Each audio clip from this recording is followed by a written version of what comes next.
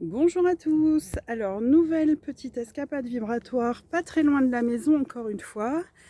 Je vous emmène à l'Avengrotte du Vieux-Mourois ou la grotte de Manon.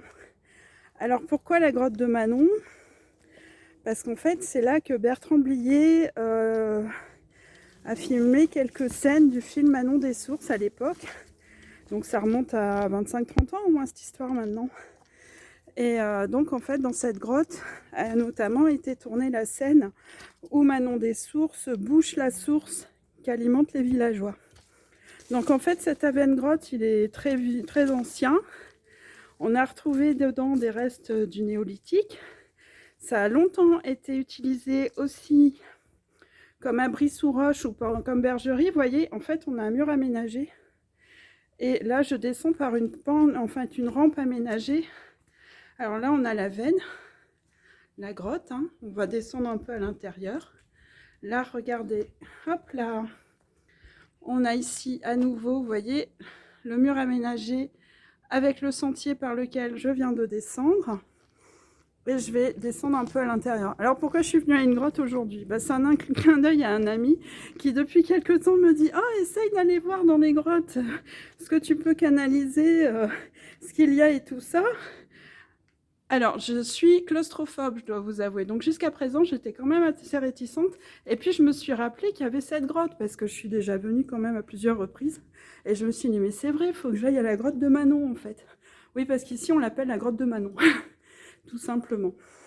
Donc, vous voyez à l'intérieur, je vais essayer, voilà, de faire un plan un peu plus large. Donc, on a cette magnifique voûte, hein, qui a quand même, voilà, il y a quand même de l'espace. On a une certaine hauteur sous plafond par endroit. Je regarde quand même où je mets les pieds parce que c'est un peu glissant malgré tout. Voilà, et en fait c'est aussi un spot de spéléologie parce que là on a une partie donc qui est effondrée, mais on a aussi par endroits un peu plus loin des trous, en fait, des cavités. Vous voyez, on voit encore les vestiges, hein, d'aménagement, donc voilà. Je vous dis, cette grotte a été habitée, a été utilisée comme bergerie également à une époque. Donc, d'où les traces en fait encore. Voilà, je vais venir jusque là. Et regardez. Coucou la lumière, on a juste une cheminée naturelle à cet endroit-là. Donc je vous en fais un peu profiter. Et par ici, on a d'autres avennes. Alors on est un peu dans le noir. Mais là, vous voyez, on arrive à un point où en fait, vous avez un trou de spéléologie, ce qui est le cas là-bas aussi, là où vous voyez les taches noires en fait. On a des trous. Alors, il y a... Oui, effectivement, dans ces endroits, il y a des présences. On a pas mal en fait de nains. Moi, ce que je vois, c'est beaucoup aussi de... Et ça, je l'avais vu à un autre endroit également, une autre grotte. Il y a beaucoup d'espèces d'entités. Alors justement, avec l'ami en question, on s'était beaucoup marré à ce sujet-là. C'est que je vois des petites créatures qui ressemblent à Capitaine Caverne, si vous avez la référence du dessin animé de notre jeunesse. Voilà, donc des choses très poilues dont on ne distingue pas les yeux, on va dire. Mais en fait, aujourd'hui, c'est pas de ces entités-là que j'ai le message. Je suis en connexion là directement avec Gaïa. Je vous fais un peu profiter de la vue. Je vais pas rester en dessous. Alors là, ça va pour moi qui suis claustro parce qu'on est quand même sur une partie qui est pas mal dégagée. Je vais essayer de vous montrer. On a une cheminée là encore au-dessus. Vous voyez, hop là, juste au-dessus de moi. Je vais essayer de pas me casser la figure. Alors ici, en fait, on est sur toute la partie au-dessus du Castelet du Bossé.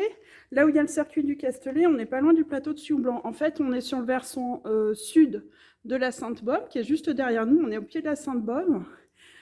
Et en fait, toute cette partie-là, d'un point de vue géologique, est calcaire. Et en fait, c'est un véritable gruyère.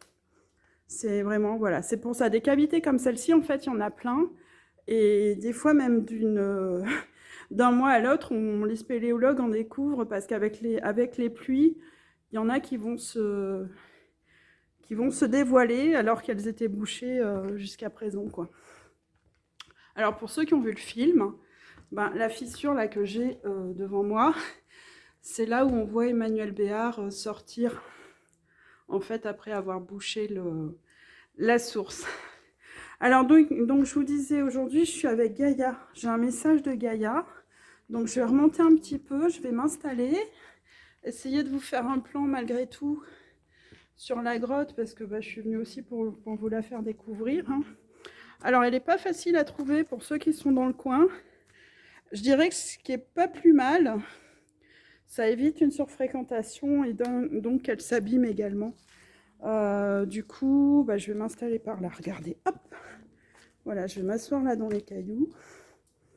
Et je vous fais une petite vue en contre-plongée. Je vais essayer de ne pas m'asseoir sur les nombrils de Vénus qu'on a juste là.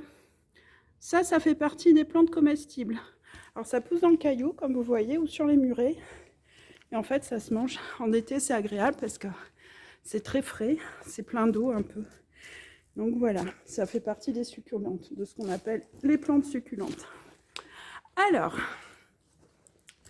donc, attends, je vais voir la vue un peu au-dessus de moi. Vous voyez, il y a encore une ouverture. Et on va essayer d'avoir ce message de Gaïa. Alors, je pose mes affaires. Je me mets un peu à l'aise pour filmer, pour vous prendre le message, ce sera un peu plus agréable. Et c'est parti. Alors, qu'est-ce qu'elle a à nous dire, Gaïa, aujourd'hui? Mes chers enfants, vos vies vont changer inexorablement dans les mois à venir. Alors, elle me parle de moi. À son échelle à elle, moi, j'ai plutôt envie de vous dire dans les années à venir, en fait. Voilà, son échelle de temps n'est pas la même que la nôtre, sachant que le temps n'existe pas. Hein. Donc, elle me dit, il ne sera plus question de vous laisser guider, mais de reprendre vos destins en main. Ça, c'est quelque chose, effectivement, que je vous... Enfin, c'est un message qui revient régulièrement depuis quelques temps, parce qu'il est vraiment question de ça, en fait. Hein. Alors, elle me dit, tout sera à réinventer dans vos modes de vie individuels, mais également dans votre mise en communauté, en fait, dans la société. Quand elle parle de mise en communauté, je pense que voilà, il est question de société, en fait. En gros, c'est ce que je disais précédemment, on va refaire société, hein, complètement. Là, on y arrive, hein, comme je vous disais, on y est déjà dedans, en fait. Hein. Alors, il y a beaucoup de nouvelles idées, de nouvelles inventions qui vont voir le jour. Chacun d'entre vous apportera sa contribution à ce nouveau monde et à ce changement, en fait, encore une fois, de société et de... comment dire? Oui, de vie en commun, quoi. Enfin, ce nouveau mode de vie, en fait. Voilà, on va parler vraiment de nouveau mode de vie. Elle me dit, il y a tant de choses merveilleuses dont vous êtes capable. Vous avez tant à découvrir de vous-même et sur vous-même, en fait. Alors, quand elle me dit découvrir de vous-même, c'est découvrir par nous-mêmes, en fait. C'est-à-dire que, voilà, il faut qu'on soit plus dans l'ouverture et l'exploration, là, actuellement, en fait. Hein. Et sur nous-mêmes, dans le sens où on a plein de choses à l'intérieur à découvrir, à faire remonter en surface, effectivement. Qu'est-ce que j'ai d'autre? Vient le temps de la libération de conscience, et avec elle viendra le besoin de plus de liberté, de plus d'autonomie. Alors, elle me dit, cela peut paraître effrayant car il s'agit de perdre vos repères, si solidement construits et si solidement ancrés, du coup. Mais en fait, elle me dit, vous avez tout ce qu'il faut en vous pour retrouver cette autonomie, en fait. Voilà, donc de ne pas avoir peur, on a vraiment tous les outils. Tout est déjà à l'intérieur de nous, si vous voulez. Il y a juste faire remonter effectivement en surface et à retrouver tout ça. Alors, elle me dit, il n'est pas question de régression, il est question d'évolution. L'illusion dans laquelle vous étiez maintenu est en train de s'effondrer. En fait, elle me dit, voilà, c'est en train de s'effondrer, c'est en train de disparaître. Et quand elle me parle de l'illusion dans laquelle on était maintenu, elle ne me parle pas forcément que de la matrice, parce qu'elle me parle, en fait, elle me parle de République et elle me montre la Révolution française. C'est-à-dire que nous, en France, parce que là, on parle de la France, on est... voilà, on est maintenu dans cette espèce d'illusion depuis réellement la Révolution française, hein, qui, comme vous le savez, n'était pas une révolution pour le peuple, par le peuple, mais par voilà, par une caste franc-maçonnique, on va dire, hein, qui a utilisé ça pour prendre les pleins pouvoirs et pour renverser la monarchie, en fait. Donc ça, voilà, cette illusion-là, en tout cas, elle va disparaître, elle est déjà en train de disparaître. Pour en revenir à ce qui se passe au niveau politique en ce moment, enfin, vous voyez bien qu'effectivement, on arrive au bout, hein, et voilà, ça devient de plus en plus évident, en fait, qu'il s'agit d'une illusion, en tout cas. Alors, elle me dit, vos aïeux étaient pleinement capables de vivre cette vie de liberté, en fait, plus ou moins. Quand elle parle de liberté, c'est une question d'autonomie, en fait, hein. C'est de ne pas dépendre d'un État bienfaisant, etc. Mais voilà, d'être autonome dans le sens où se prendre en charge, en fait, hein. La liberté, c'est ça, c'est d'arriver à se prendre en charge sans dépendre d'autrui ou d'un système, etc., en fait. Et c'est ce vers quoi on va. Alors, effectivement, ça peut faire très, très peur.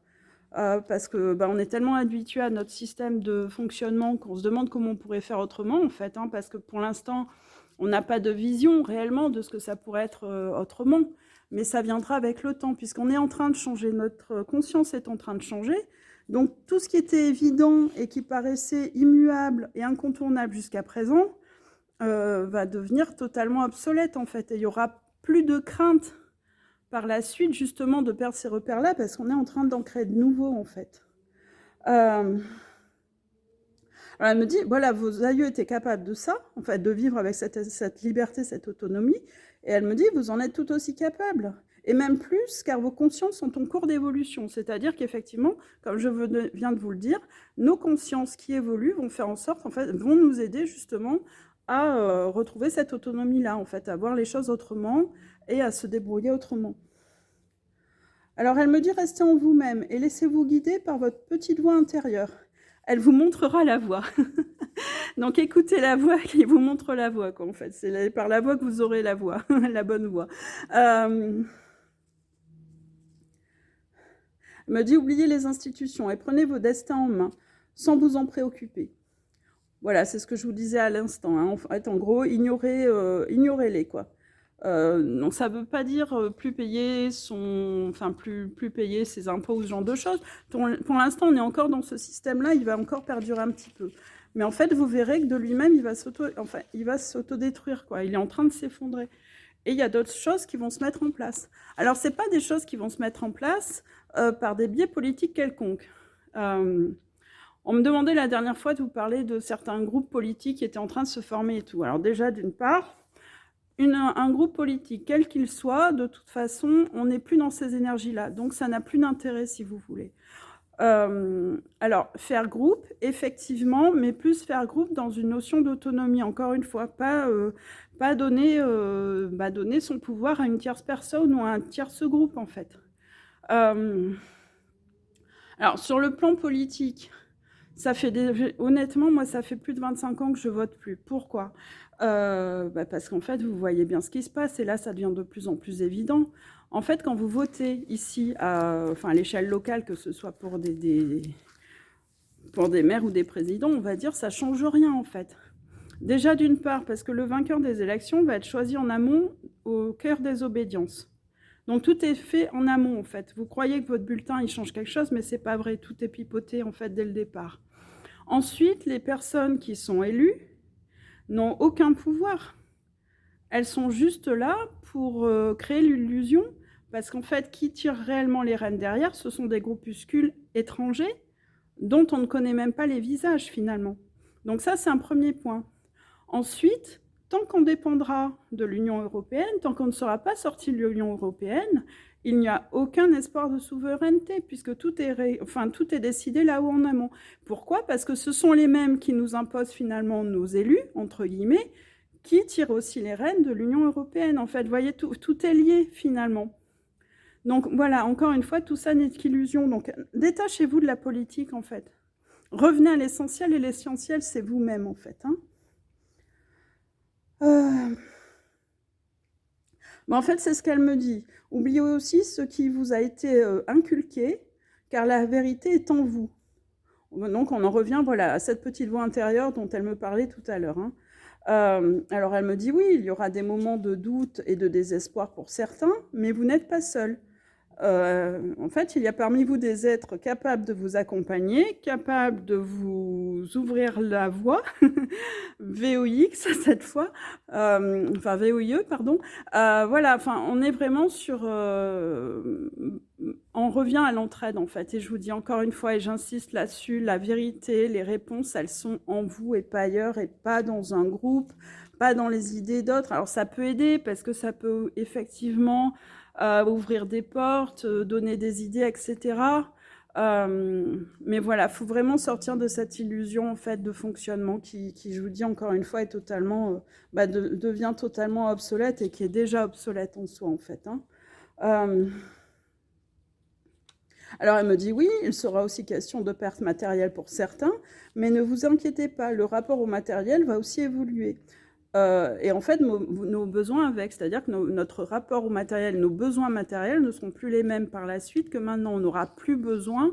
En fait, voilà, il y a une forme de détachement, en fait. Hein. Plus on monte en vibration, plus on monte en conscience et plus on est détaché du matériel. Hein. Concrètement, moi, je le vis depuis quelques années, en fait. Hein. Alors, on a toujours besoin, effectivement, d'avoir de l'argent qui rentre pour payer ses factures, etc. Et ça sera encore le cas pendant pas mal de temps. Hein. Je ne pense pas qu'un jour on arrive à une société sans argent. Pourquoi pas? Mais en tout cas, si ça arrive, ce sera dans plusieurs décennies et nous, on ne le connaîtra pas en fait. Donc voilà, il y aura toujours ces besoins-là, mais ils seront différents. En fait, on revient encore une fois à l'essentiel.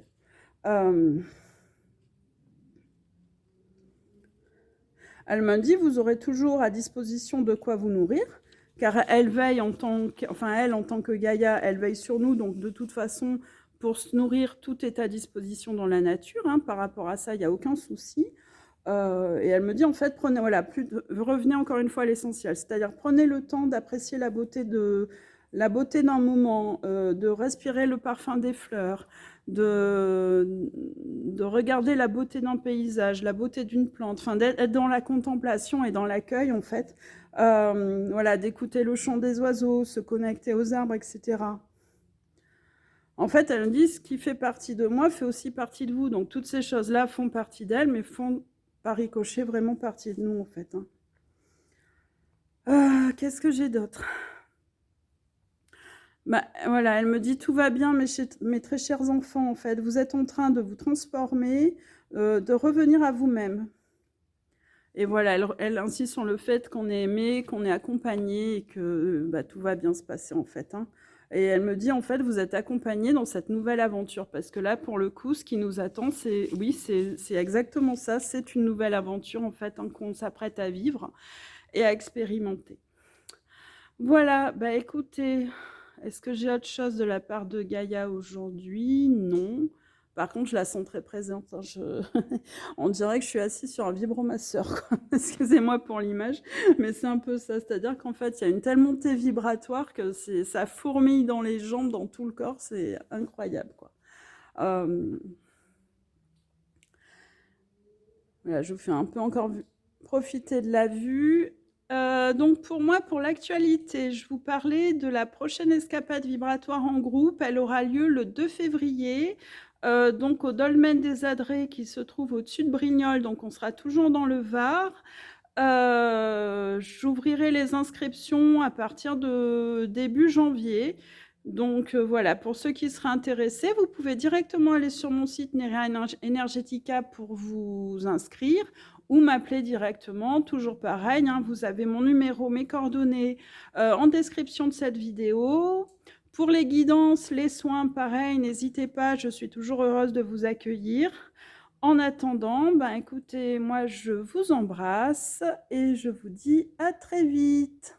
Au revoir.